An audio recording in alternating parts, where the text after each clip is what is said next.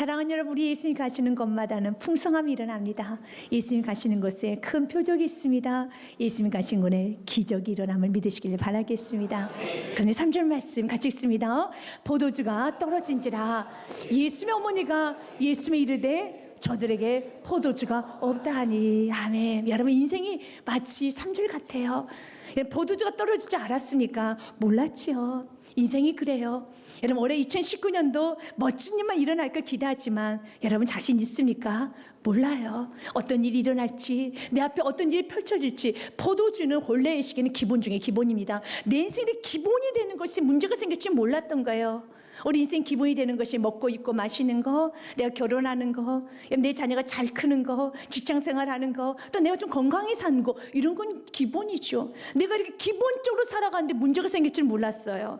내가 결혼생활에 문제가 생길지, 내가 자녀에게 문제가 있을지, 내 몸에 질병이 있을 줄, 내가 먹고 입고 마시는데 문제가 생길 줄 몰랐어요. 내 인생이 그래요.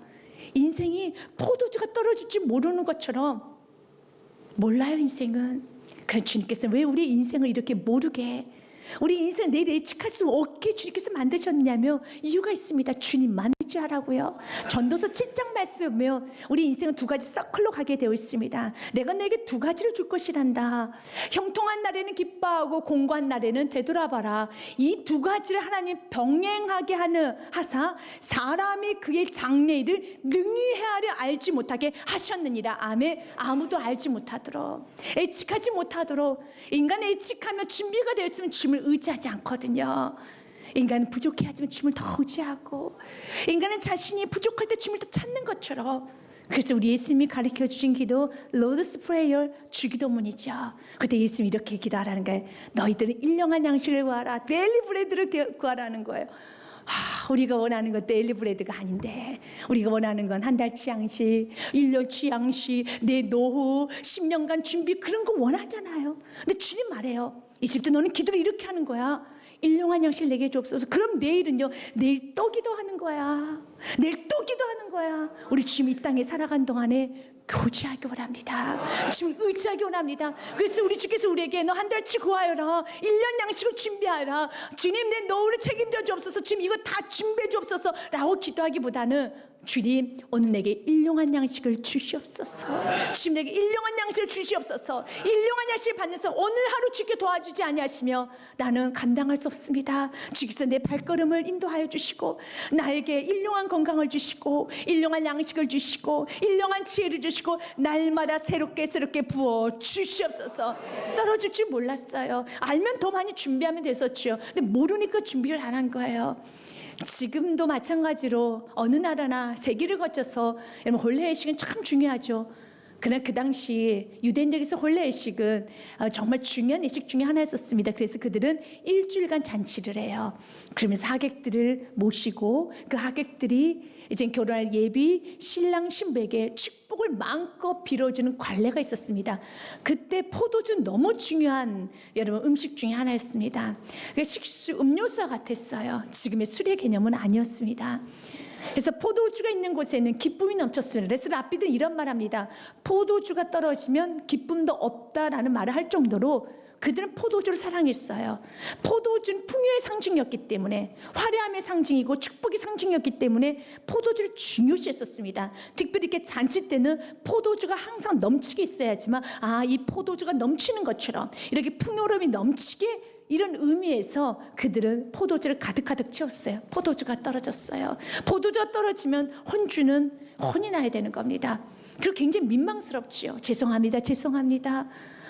포도주가 떨어졌습니다. 죄송합니다. 미안합니다. 고개를 숙여야 되고요. 정신없는 상황이 되었습니다. 인생이 이렇게 정신없을 때 여러분, 예수께 나오면 되는 것입니다. 여러분, 인생이 좀 난처할 때, 예기치 않은 일이 일어날 때, 여러분, 뭔가 이렇게 부족함이 느껴질 때 무조건 예수께 나가면 되는 것입니다. 여러분, 주님께 나가면 못 고칠 질병도 없고 해결하지 못할 문제도 없고, 여러분, 모든 거 다 해결돼 믿으시길 바라겠습니다. 예수께 빨리 달려가시길 바라겠습니다. 오늘 마리아도 예수께 나아갑니다. 예수님, 포도주 떨어졌습니다. The wine is gone, 떨어졌습니다. 어떻게 하면 좋습니까? 라고 말합니다. 그런데 예수님은 거절해요. 1차적으로 거절합니다. 4절 말씀에 보면 거절할 때 이렇게 말하네요. 여자여, 나하고 무슨 상관이 있습니까? 참 예수님께서 예수님답지 않은 말씀을 하십니다. 4절 말씀 같이 읽겠습니다. 시작. 예수께서 이르시되 여자여, 나와 무슨 상관이 있나이까? 내 때가 아직 이르지 아니하였나이다. 아멘. 예수님이 어머니 마리아에게 여자여라고 말합니다. 기나이라는 뜻은 여러분 하대하는 뜻은 아닙니다. 여인이요. 뭐 지금으로 말하면 사모님 아니면 뭐 여인이요. 뭐 이 정도의 뜻입니다. 존경과 존칭 언어긴 하지만 어머니에게 할 언어는 아니죠. 다급하게 어머니가 와서 여러분 이렇게 포도주 떨어졌다라고 이렇게 말을 하는데 여기서 여자요 하면서 어머니에게 할 말은 아니죠. 그래 예수님은 여자여라고 말합니다. 사랑하는 여러분, 축복, 기적이 일어나기 원합니까? 그럼 예수님 누구신지 분명히 하시기 바라겠습니다. 왜 예수님께서는 어머니에게 어머니라고 하지 아니하고 여자로 했습니까? 어머니, 만약 어머니께서 나에게 오셨을 때 당신의 아들의 입장으로 당신의 아들에게 부탁하는 마음으로 오셨다면 내가 어떻게 이 포도주를 구입해 줄 수 있겠습니까? 내가 어떻게 이 문제를 해결해 줄 수 있겠습니까? 할 수 없습니다. 당신이 나에게 아들로서 다가왔다면, 당신이 나에게 어머니로서 다가왔다면, 당신이 나를 아들로 보고 와서 나에게 부탁을 했다라면 난 당신의 문제를 해결해 줄 수 없습니다. 맞아요. 어떻게 마리아 아들이 이 문제를 해결해 줄 수 있습니까? 이 문제를 해결해 줄 분은 예수 그리스도밖에 없어요. 그래서 예수님 다시 마리아를 깨우기 시작합니다. 마리아여, 깨어나십시오. 내가 누구입니까? 이 땅에서 당신과 함께 육신의 어머니로 같이 살고 있지만 그날 잊어버리셨습니까? 당신의 몸을 잊어버리셨습니까? 마리아는 알고 있어요. 자신 처녀의 몸에 성령으로 이 땅에 예수께서 태어났다는 걸 알고 있습니다. 가브리엘 천사를 통해서 들었습니다. 또한 여러분 요한의 어머니였던 엘리사벳을 통해서 들었습니다. 동방 박사들을 통해서 들었습니다. 그분이 구원자 메시아라는 것을 그의 몸이 증거하고 있습니다. 여러분 처녀가 잉태하여 아들 낳으리니 그의 이름을 예수라 하라. 그는 자기 백성을 구원할 자이심이라. 여러분 마리아는 알고 있었어요. 그러나 우리가 순간 내가 예수 이름 기도하고 내가 믿는 예수를 잘 알고 있지만 순간순간 잊어버릴 때가 있어요. 그분이 능력자라는 걸, 그분이 권세자라는 것을, 그분이 통치자라는 것을, 그분의 이름 앞에 모든 건 무릎 꿇게 되고 있음을 우리는 알고 있지만 잊어버릴 때가 있어요. 그때 깨우는 겁니다. 여자여, 당신 나에게 어머니로 오셨더라면, 당신 나를 아들로 보고 오셨더라면 나가 무슨 상관이 있습니까? 여러분 우리도 마찬가지예요. 여러분 예수 이름은 기도하지만 그 예수님의 권세한 능력을 믿는 믿음이 너무 작아가지고 문제만 크게 보고 예수님 도와주세요 말은 하고 있지만 전혀 예수의 능력을 여러분 인정하지 않는다면 주님이 이렇게 말합니다. 이 문제가 나와 무슨 상관이 있습니까? 믿는 만큼 역사가 이루어지는 거예요. 예수의 이름 앞에 하늘과 땅과 모든 것은 무릎을 꿇게 되어 있습니다. 모든 문제는 예수님 앞에 어떤 환경도 예수님 앞에 다 무릎을 꿇습니다. 여러분 지금 누구를 크게 보고 있습니까? 무엇을 좀 크게 보고 있습니까? 예수님보다 더 크게 볼 것은 없습니다. 빌립보서 2장 말씀에 보면 이렇게 되어 있습니다. 같이 보겠습니다. 10절 말씀 같이 읽겠습니다. 시작. 하늘에 있는 자들과 땅에 있는 자들과 땅 아래에 있는 자들로 모든 무릎을 예수 이름을 꿇게 하시오. 아멘.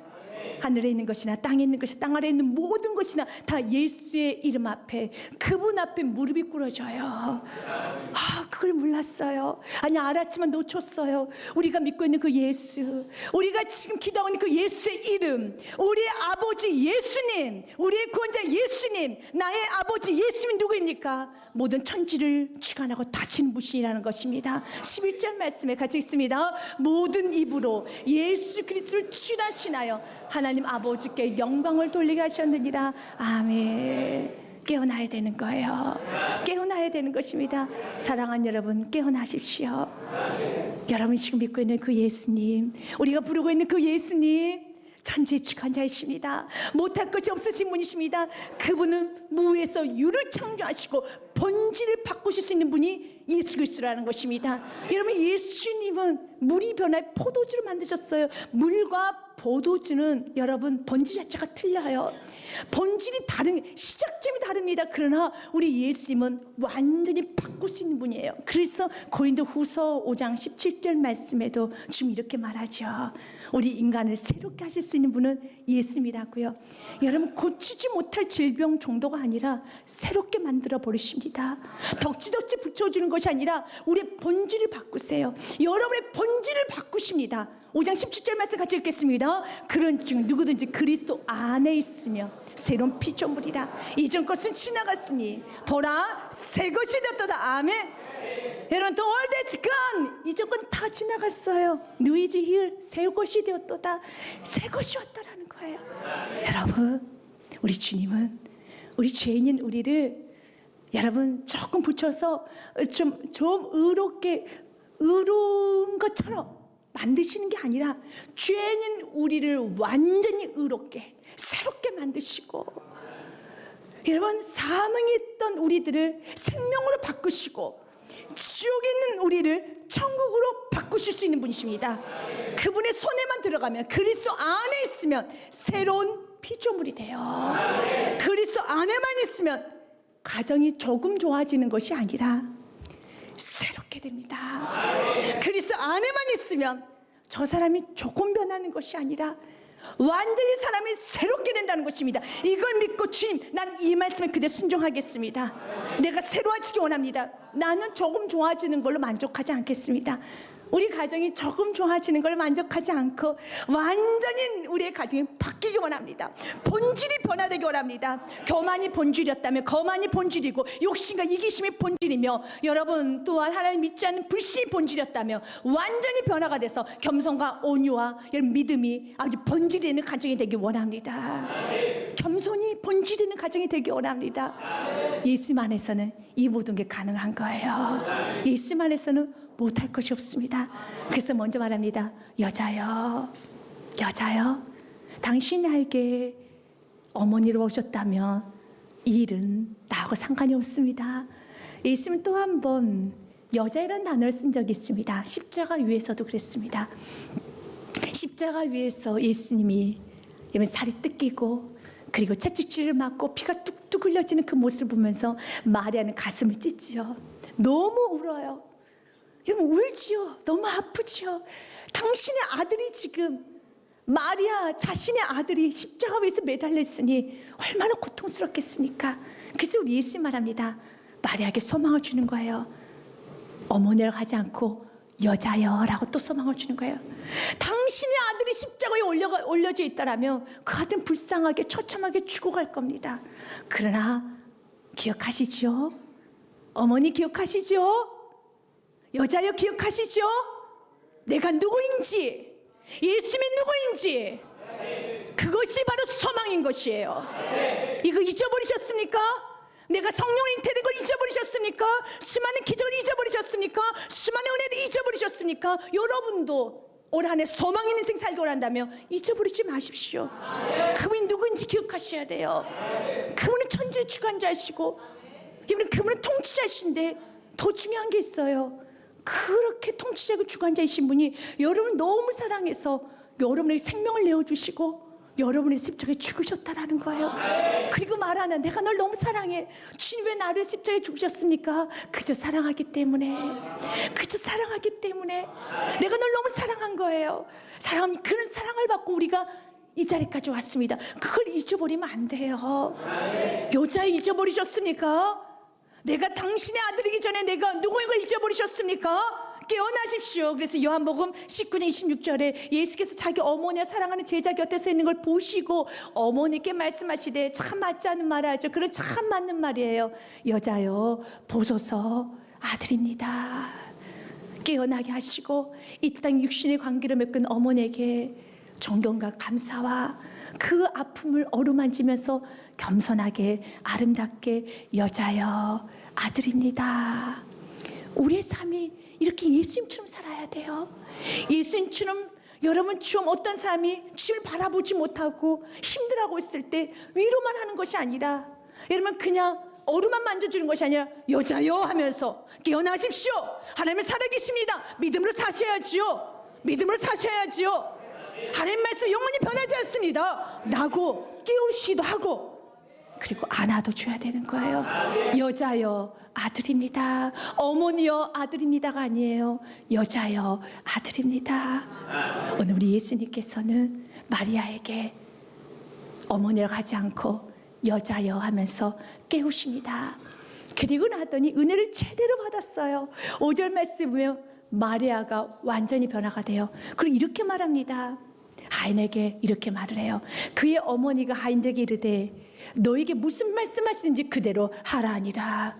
그분이 어떤 명령을 하시든지, 그분이 앞으로 어떤 일을 하실지 나는 알지 못하지만 5절 말씀 자체도 여러분 권위가 느껴지지 않습니까? 이제 예수님께서 어떤 일을 하실지 우리는 알지 못하지만 너희는 그분이 말씀하시든지 그대로 하라. 털을 달지 말아라. 그대로 하라. 근데 그 말에 여러분 그 아이들 그대로 순종을 해요. 예수님께서 명령했던 것은 좀 이성적으로 납득하기 어려운 것입니다.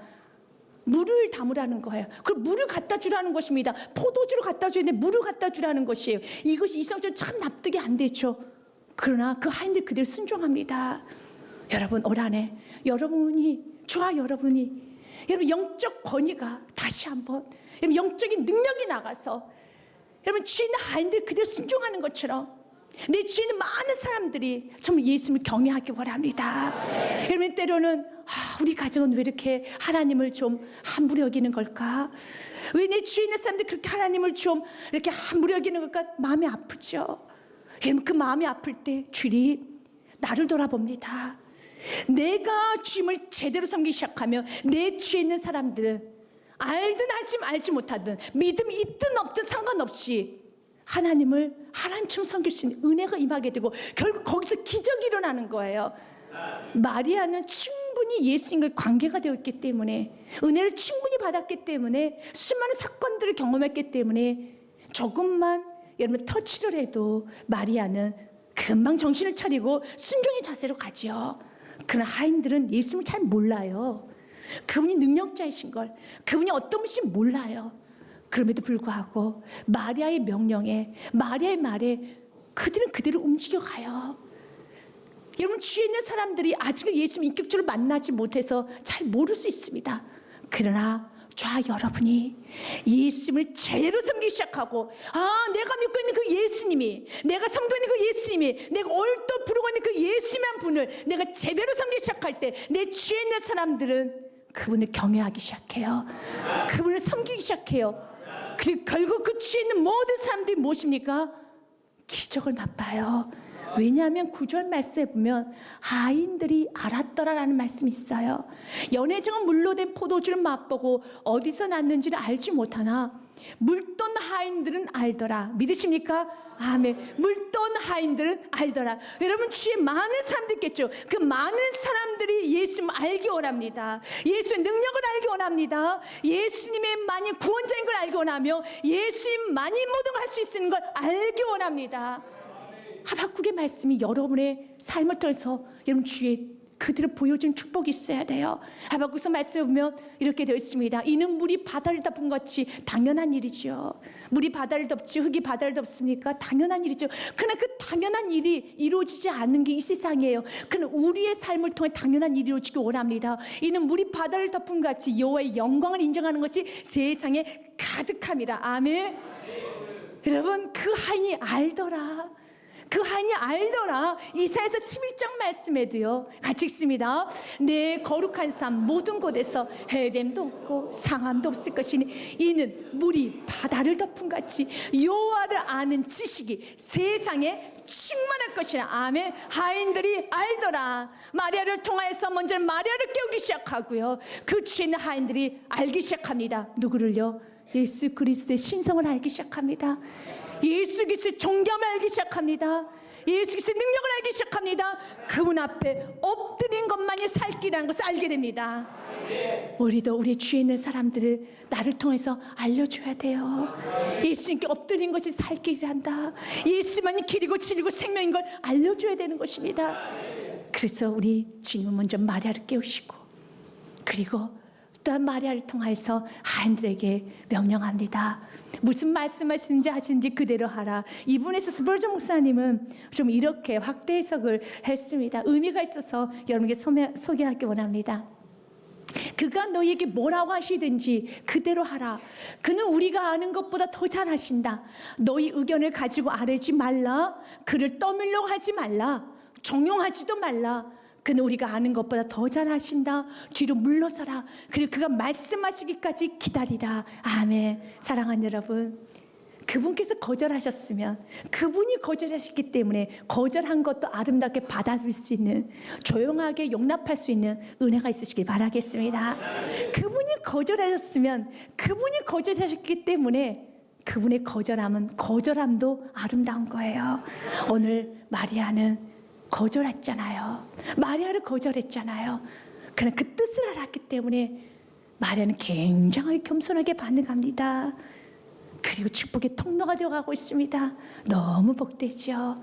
사랑하는 여러분, 때로는 여러분 우리 주님 앞에 여러분의 생각과 좀 맞지 않을 때 주님을 가르쳐 드리려고 하지 마시고, 주님 앞에 좀 대들지 마시고, 여러분 주님 앞에 반론을 제기하지 마시고 한번 순종으로만 가보시길 바라겠습니다. 이제 예수님은 마리아를 관여하시고 난 후에 본격적으로 기적을 베풀기 시작합니다. 예수님이 이렇게 명령합니다. 6절과 7절 말씀에 보면 6절에 먼저 항아리들이 있다고 성경 기록되어 있습니다. 거기에 유대인의 정결의 예식을 따라 두세 통 드는 돌 항아리 6이 놓였는지라 한 통에 약 40리터 정도가 들어가서 두세 통이 들어면 약 100리터가 한 항아리입니다. 그 100리터 들어있는 한 항아리, 돌 항아리가 6개가 놓여있는 거예요. 그 당시에 유대인들은 밖에 있다가 외출했다 돌아오면은 여러분 손을 씻게 되어 있어요. 발을 씻게 되어 있습니다. 정결의 식이죠. 깨끗이 씻습니다. 그때 쓰이는 물이에요. 허들의 물입니다. 버려질 물입니다. 그런데 예수님께서는요, 그 물에, 그 통에 물을 채우라라고 말합니다. 이게 7절 말씀에 있습니다. 같이 읽습니다. 예수님께서 그들에게 이르시되 항아리에 물을 채우라 하신즉 아기까지 채우니. 그다음 8절 말씀, 이젠 그 물을 갖다 주어라라고 말합니다. 같이 읽겠습니다. 시작. 이제는 떠서 연회 중에 갖다 주라 하시매 갖다 주었더니. 이것이 순종이에요. 여러분, 이게 순종이에요. 순종은 여러분 하나님 말씀을 그대로 지키는 겁니다. 요새 1장 말씀에 너희 삶이 형통하게 원하느냐 모든 율법을 다 지켜 행하라고 말하고 있습니다. 같이 읽겠습니다. 이 율법책을 내 입에서 떠나지 말게 하며 주야로 그것을 묵상하며 그 안에 기록된 대로 다 지켜 행하라. 그리하면 내 길이 평탄하게 될 것이며 내가 형통하리라. 아멘. 형통의 삶 살기 원합니까? 다 지켜 행하십시오. 주님이 물 항아리에다가 물을 채우라고 하잖아요. 그럼 채우십시오. 그때 우리의 생각이, 이성이 여러분 이제 넘나들기 시작합니다. 아니, 포도주가 떨어졌는데 물을 왜 채우라는 거야? 물과 포도주가 무슨 상관이 있어? 물과 포도주가 무슨 상관이 있어? 맞아요. 상관이 없이 느껴집니다. 이게 우리 인간의 한계예요. 우리가 생각하기에는 물과 포도주가 전혀 상관이 없지요. 지금 여러분이 하고 있는 순종과 여러분이 원하는 기도의 응답과 전혀 상관이 없는 것처럼 느껴지죠. 그러나 상관 있습니다. 그런 상관 있습니다. 그래서 이사야서 말씀에 보면 너의 생각과 나의 생각은 너무 달라. 차이가 너무너무 많단다. 그래서 때로는 여러분이 다 알지 못해도 정말 멋지게 순종해 보십시오. 그것은 포도주가 돼요. 포도주가 되는 것입니다. 그래서 그절 말씀, 이사야서 55장 그절 말씀에 같이 읽겠습니다. 이는 하늘이 땅보다 높음 같이 내 길은 너희 길보다 높으며 내 생각은 너희 생각보다 높음이니라. 아멘. 높아요. 그래 주님, 정말 내가 우둔해서 모릅니다. 그러나 올 한해 알기 원합니다. 내 보명하기 원합니다. 그래서 사도 바울이 이렇게 말한 거예요. 너희들이 구할 것은 하나님의 능력이 얼마나 큰지를 구하여라. 아멘. 이 에베소서 1장 말씀에 보면 18절과 19절 말씀에 너희 마음에 눈을 밝히사 그의 부르심의 소망이 무엇이며 이 땅에 내가 무엇 때문에 살아가는지 알게 하시고 성도 안에서 그 기업의 영광의 풍성함이 무엇이며 19절 말씀 같이 읽겠습니다. 그의 힘의 위력으로 역사하심을 따라 믿는 우리에게 베푸신 능력의 지극히 크심이 어떠한 것을 너희로 알게 하시기를 구하노라. 여러분이 구해야 될 기도의 지목, 믿고 순종했대 하나님께서 얼마나 크게 역사하실 것인지를, 우리에게 베푸신 능력이 얼마나 크심을 여러분들 아시길 바라겠습니다. 지금 나의 순종이, 주님께서 지금 이 명령이 얼마나 크게 하나님께 쓰실지 내가 보기 원합니다.